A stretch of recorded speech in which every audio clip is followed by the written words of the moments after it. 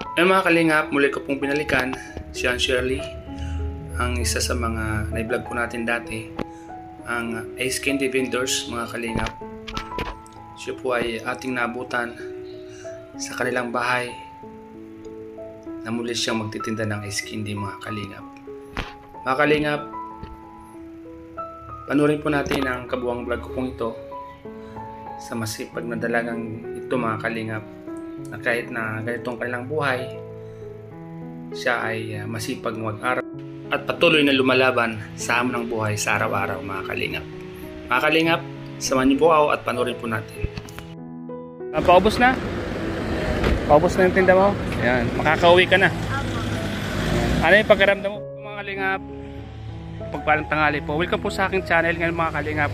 So, mga kalingap, muli po nating balikan na Shirley kasi po yung bahay nila, mga kalingap. So, sa isang vendors ng Ace Candy, mga kalingap. Ito po yung na-vlog natin nung nakarang buwan. Ngayon lang po natin nabalikan kasi lagi po siyang wala nung pupunta po tayo dito. So tara mga kalingap, kumustahin po natin.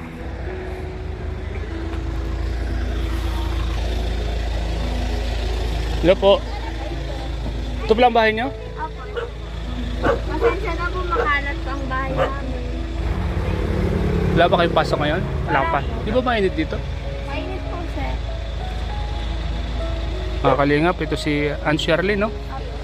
Ito po, magtitinda na po siya ng Ace Candy. Buti na lang po nabutan po natin. Ilan yung Ace Candy mo? Ano po, 50 po. 50? Opo. Sa 50, magkano ang tubo mo dyan? Ano po, 250. 250. Naubos naman yan maghapon. Opo. Pero po minsan, tiyagaan. So doon ka pa rin pwesto sa... Opo, sa pesta ko po. Ito po mga kalingap. Okay lang bang videoan ko tong bahay mo? Upload ng ating mga viewers na dito ka pala nakatira sa tabing kalsada.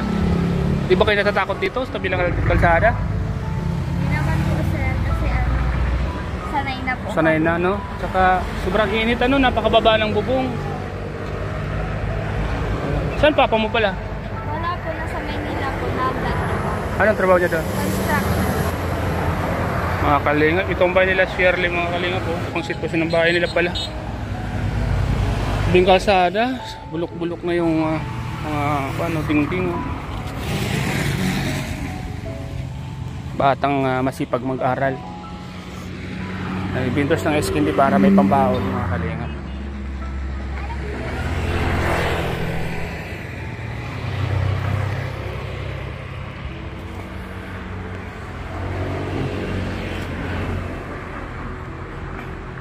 Bulok na, mga kalingap. Sabi oh. Sama na kita dun sa pinagtitindahan mo. Di ba mabigat yan? Kaya mo? Kaya po, kaya po. Habang pinagmamasdan ko po siya, Shirley, mga kalingap, nakita ko sa kanya ang aking sarili noon. Na dati rin akong vendors ng Ace Candy para makahahon at may pambiling bigas sa pang-araw-araw at pang-konsumo sa aking pag-aaral, mga kalingap. Okay na, ako na magbitbit. Tara, habang nagkukwentuhan tayo, bitbitin ko muna. So, kumusta naman yung pagtitinda mo? Okay lang naman. Okay lang? Kahit po nakakapagod, may ano naman. May kita naman. Pag-aaral mo, kumusta? Okay lang po. Narinig ko nga din po kay mama na pumunta po kayo sa bahay. Pumunta ako sa inyo, wala ka doon. Nasa kung ka daw na. Nasa school ka. Hindi ka pa natatakot dito? Puro sasakyan yung dumadaan sa tabi. Dati po, una-una pa lang, sir. Pero ngayon po, nasanay na. Paano yan pag naubos itong tinda mo? Uuwi na po ako sa bahay. Magpapahinga na po ako. Hindi ka nakukuha ulit? Hindi na po kasi maabot na, sir. Kunwari po, 10 lang ang napabenta namin. Tapos, ibabalik po namin yung 40 piraso. Tapos yung yung sa 10 piraso po na yun lang po ang kita namin. Yun lang. Ano po? 45 lang, sir, kapag 10. Shirley, wala ka na magtinda mo. Sige, bigay ko na. Mabigat din pala yan. saglit ko lang binuhat pero masakit din sa balikat. So okay lang bang magtambay muna ako dito? Pabili muna ako ng isa.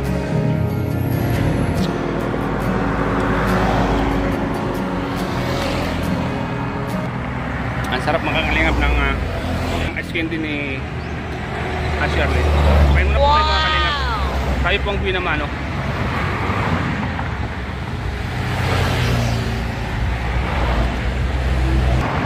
Napakasipag na bata mga kalingap. Siya po yung batang kailangan tularan ng mga kabataan. Kasi na mag-bulakbol, mag-lakwat siya po yung nagtitinda ng ice candy.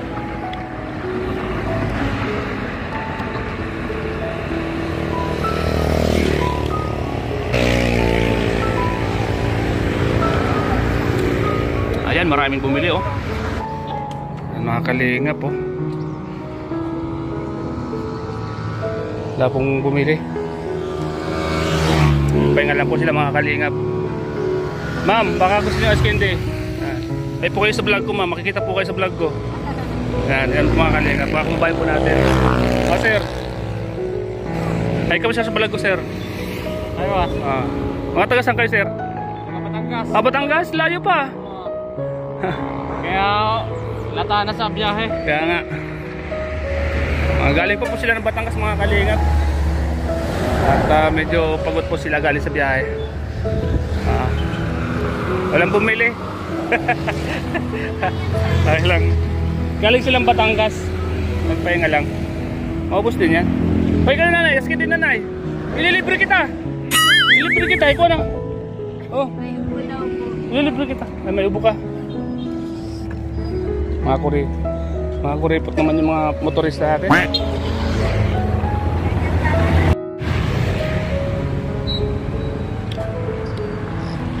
Paano yung pag walang bumibili? Okay lang ano? Try ano? Para maubos ano? Nalaglag.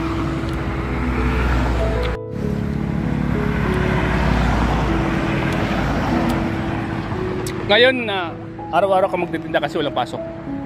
Bukas po, hindi po ako magtitinda kasi Biyernes Sunday. Mas mabili bukas sa simbahan.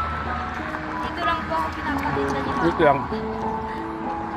Tapos sa Sabado po, yun. Tinda ka? Tapos sa Lunes po, papasok na.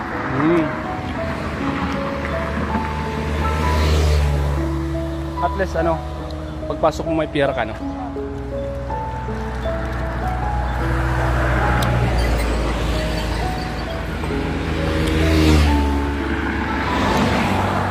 Ano? Ang daming dumadaan. Lalo na po pagtatawid. Pagtatawid ano?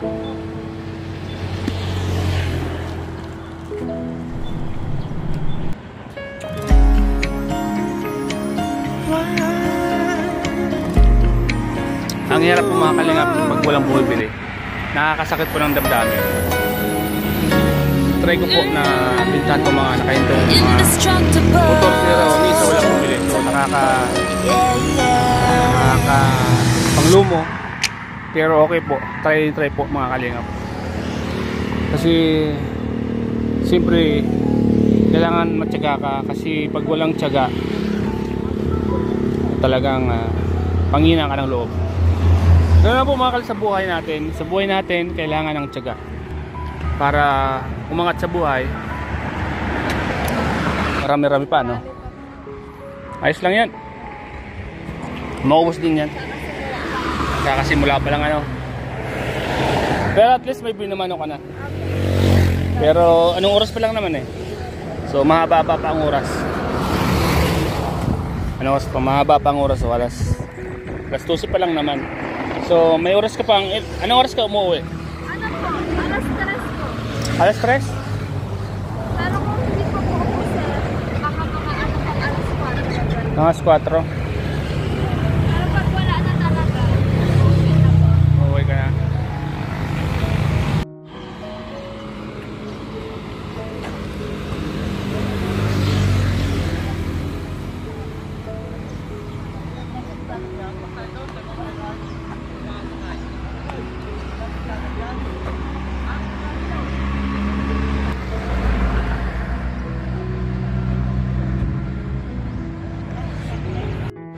Ayan, ayan, laki mo. Ay, may bibili oh. Ayan, may bibiling jeep oh. Ay, may bababa lang pala. Kala ko bibili na.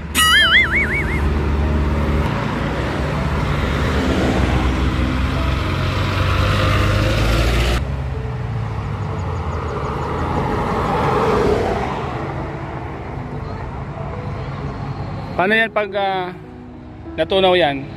Ibabalik mo doon sa may-ari. Babalik mo. Kasi minsan 'di ba pag matagal na stock, natutunaw na siya ano. Pag ganito po, yun, malambot na nga po. Kasi kalalabas natin malambot agad sa sobrang init, sa init ano. Paano yun? Pwedeng palitan yan? Papalitan. May mga matitigas naman doon. Ewan ko lang ngayon sir kasi madami ngayon nagkukuha sa kanya. Dami ano? Wala na po akong stock na makukuha. O paano yan? Pag wala na, so bukas ka na magtitinda. Opo, ibabalik ko na lang po. Yun lang po. Napanood mo yung vlog natin dati? Opo. Napanood mo? Nagbasa ka ng mga comment doon? Ano sabi nila? Yun daw po ako. Masipag daw po ako. Ha? Masipag daw po ako. Masipag ka. Wow! Ilan yung nakain ko pala? Dalawa po. Dalawa. So 30 yun oh. Sana maubos yung paninda mo ano. Malay mo may uminto na kumakiyaw ng paninda mo, di ba? Sana pag-pray natin na may huminto at maubos ka agad ng tinda mo. Para makapagpahinga ka na. Ada mga dumadaan, no? Mga sasakyan, no? Ada mga dumadaan, no? Pero walang bumibili, mga kaliga.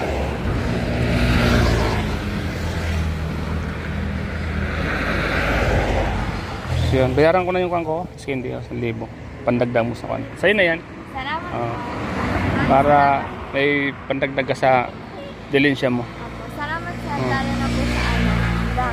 Ayan mo, pag, nung nakaraan, doon ako, nagpaabot ako sa yung kumasayo. Natanggap mo? Apo, natanggap ko po. Binigay po sa akin ni mama. Kahit pa paano may kuwang ka, may baon ka. Salamat. Pagpasok mo. So, meron ka pang paninda. Pag naubos yan, pandagdag mo ano? Anong masasabi mo sa mga viewers natin?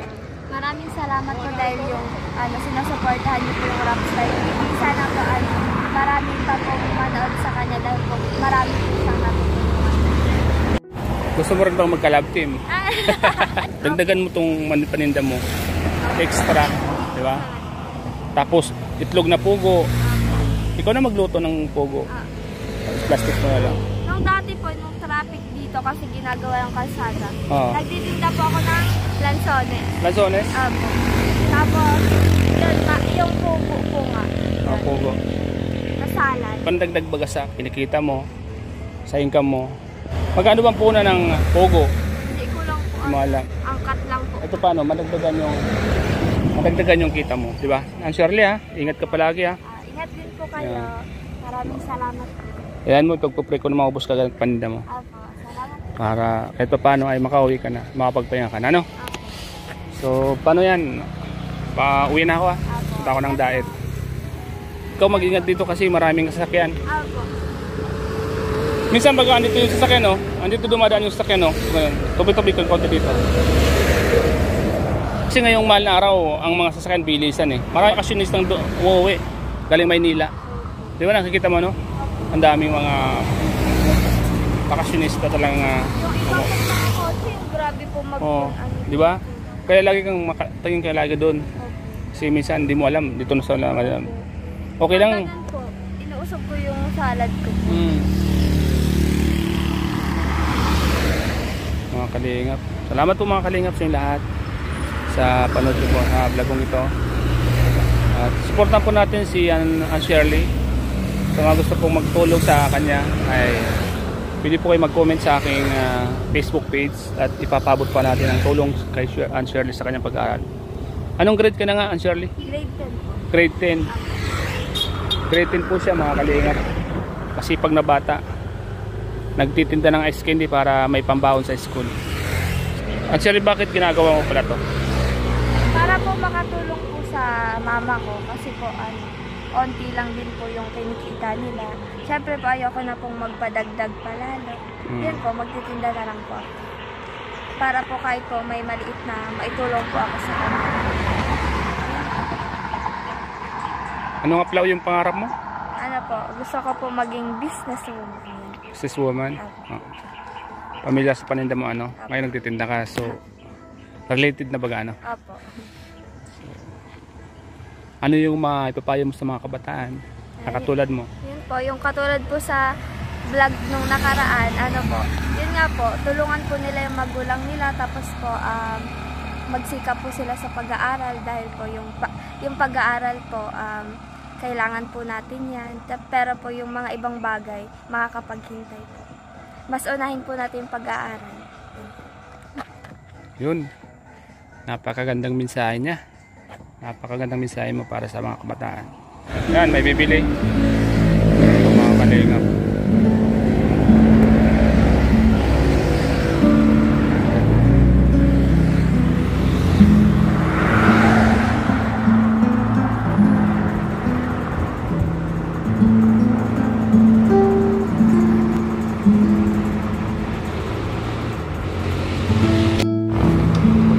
Ang pagkano pag may bumibili? Masaya po. Basta nga bumibili ano, at least pag may bumibili, nababawasan yan, may bibili pa. Ubus na yung paninda mo. 15 po. 50. So yun, ubus yung paninda mo, paano yan? Uwi ka na yan pagkatapos ano?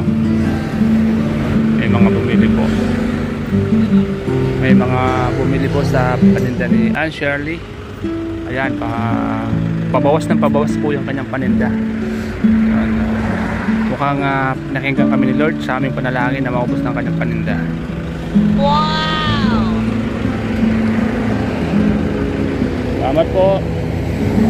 Salamat po sa mga bumili. Sa mga bumili, sa mga kababayan po natin. So yan.